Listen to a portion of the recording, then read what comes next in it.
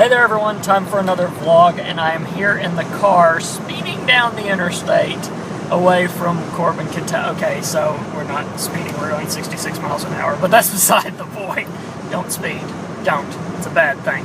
But if you heard a chuckle, Mom is over there driving. We just went and saw the Muppets Most Wanted. She would chime in, but she's driving. It's important to keep focused.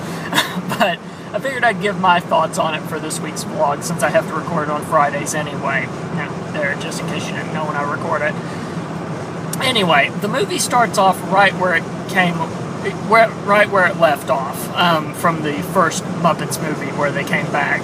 Literally on the street where they came back from. Gone are Mary and Gary. It took me a while to remember the characters' names, the two humans that were part of the whole thing. And instead, we have, in their place, a strange agent by the name of, what was his first name? I can't remember. But anyway, his name's spelled Bad Guy, or Baguy, I think is how you're supposed to pronounce it. And he's played by,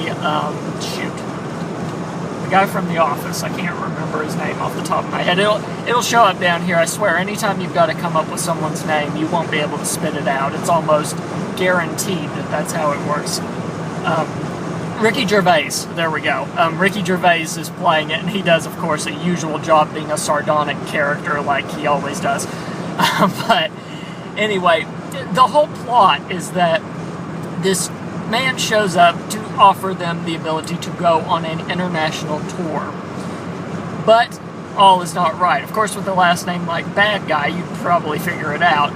But, of course, he's the villain of the film, along with Constantine, a strange frog that looks exactly like Kermit, except a mole on his face. You can probably figure out where this is going to go. They end up switching the frogs' places, and then, well, the game's afoot. So there's a lot of things about this movie. It is a Muppet movie, so it's got almost all of the things you would expect out of a Muppet movie. Cameos galore. I mean, you can't make a good Muppet movie without there being so many celebrities that if you blink, you miss them, sort of thing. As usual, I think we did this whenever we reviewed the Muppets in audio form. I'm not even going to try to list off all the celebrities. Plus, it's fun for you to discover it as you go. I almost feel like listing the people that were cameoed in a Muppet movie is like a spoiler, especially considering one or two of them were actually punchlines as to who it was that only a Muppet movie can pull off. All in all, yeah, I think it was a good movie. Again, I think this is one of those things where I have to analyze that probably someone that is into the Muppets will like this movie. I'm not sure if I can separate my Muppet fandom enough to think if someone that wasn't into the Muppets would be into this movie or not. Of course, the new Muppet, anyway, what's his name? Walter, there we go. I'm bad with names today. But Walter is part of it, along with 80s Robot, I think is what they called it. So the two new Muppets that showed up. And I think even the two executives that were two of the bad guys in the first movie make a little cameo appearance too. So all of the new Muppets are there, and and those of you like me that complained about certain Muppets not showing up, they show up. They almost make a note of making sure that some of those beloved ones that we didn't get to see last time showed up. But all in all, it's an international romp, which is leading to just hilarity.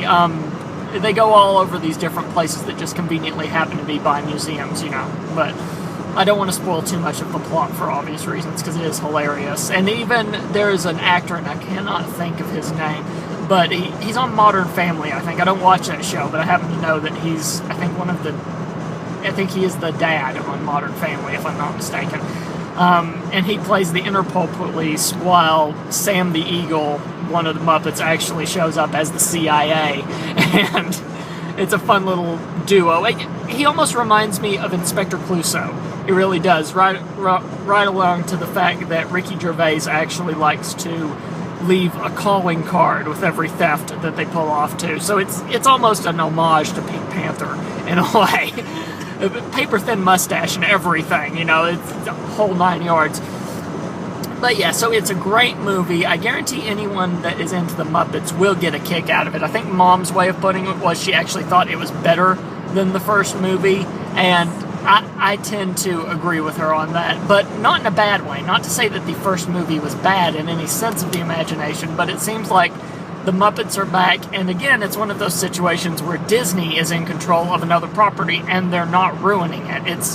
It's starting to become this weird little thing where, oh my lord, they're grabbing our properties and not doing bad things to them. It's weird for a hippie like me to think of a corporation like that and think, oh, they're not doing bad things, you know. So what can I say?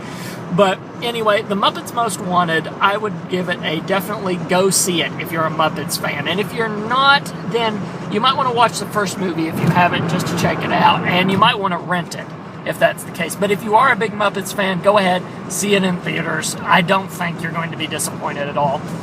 So if you want to find all my other vlogs when I'm not in a car, you can go to tscn.tv/vlog. And until next time, live your life and see you. Say goodbye, Mom. Bye. This has been a production of the Samcast Network. tscn.tv. What's your passion?